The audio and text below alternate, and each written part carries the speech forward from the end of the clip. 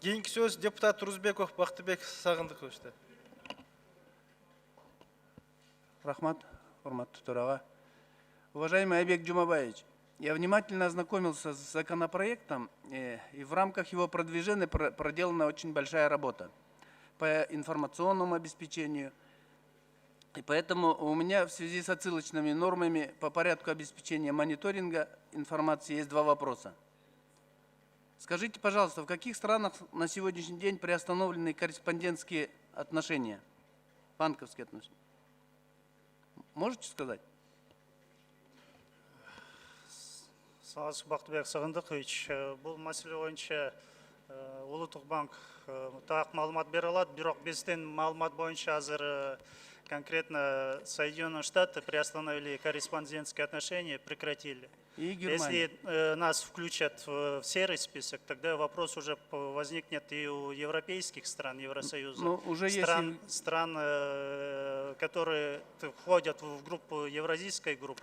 То есть это непосредственно наши торговые партнеры, это Россия, Казахстан, Китай, и, соответственно, у них тоже могут быть поставлены вопросы вплоть до прекращения корреспондентских отношений с нашими коммерческими банками. Рахмат.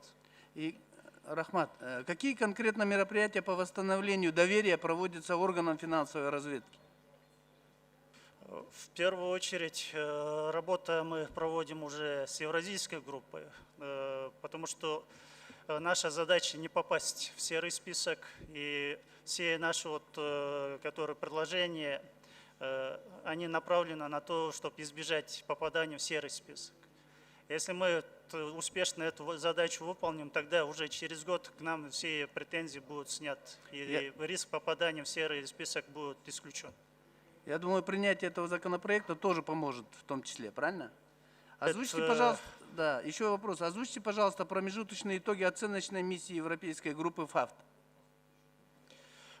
Бақтыбек Сағындықович, по итогам взаимной оценки из 40 технических рекомендаций, это именно оценивается законодательство, институциональная база, нам присвоено 13 рейтингов низких. Из 11 непосредственных результатов, которые оценивают эффективность и действительно как на практике все это работает, из 11 2 низких и 9 умеренных, что также считается недостаточными. И в рамках исключения попадания в серый список основным является приведение нашего законодательства в соответствии с международными стандартами, которые выставлены в ФАТФ. Рахмат. Еще позволяет ли программное обеспечение, которое пользуются банки и другие финансовые организации, в полной мере обеспечить мониторинг сомнительных финансовых операций? Мы по данному вопросу работаем. В принципе, все банки уже используют в своей работе автоматизированные системы, которые уже внедрены критерии операций, и они выявляют их успешно. Сейчас мы собираемся работу уже дальше проводить уже с другими категориями лиц. Еще один вопрос. Как проводится проверка происхождения сделок между резидентами Кыргызской республики и резидентами офшорных территорий? Офшорные зоны, они уже признаны высокорискованными, и, соответственно, если резидент, не резидент проводит операции именно с офшорными зонами, то банки уже немедленно сообщают, предоставляют информацию в финансовую разведку.